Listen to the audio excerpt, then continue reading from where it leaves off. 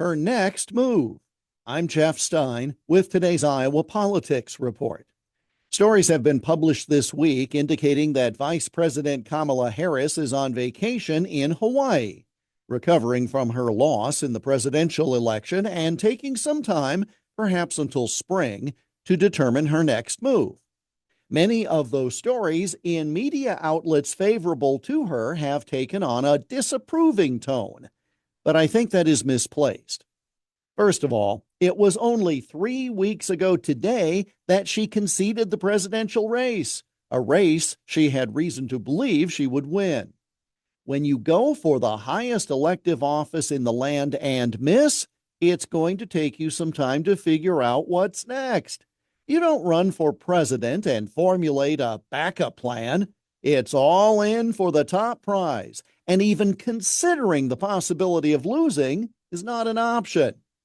Some say she is poised to run for governor in her home state of California in 2 years, and polls taken before the presidential election this year showed her at the top of the list of possible candidates.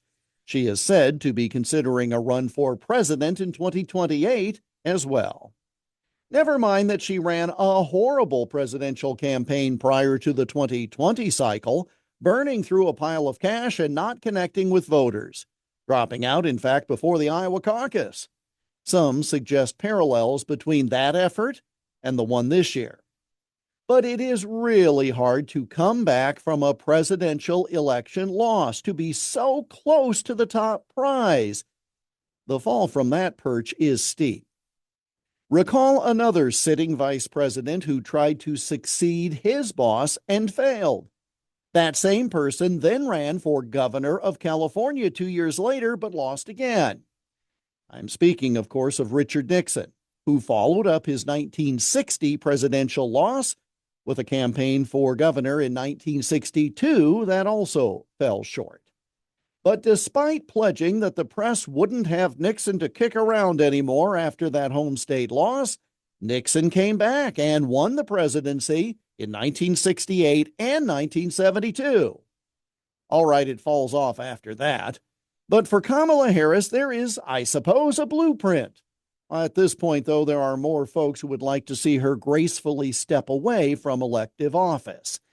That said, again, it has only been 3 weeks, and she'll still face the difficult task, as did Al Gore, of certifying the election of the man who beat her. A little soon, then, to force her to come up with Plan B, having so recently seen Plan A slip away. And that's the Iowa Politics Report for Wednesday, November 27 on Twitter, Instagram, Getter, Threads, and Truth Social at Iowa Politics. I'm Jeff Stein on News Talk 1540 KXEL.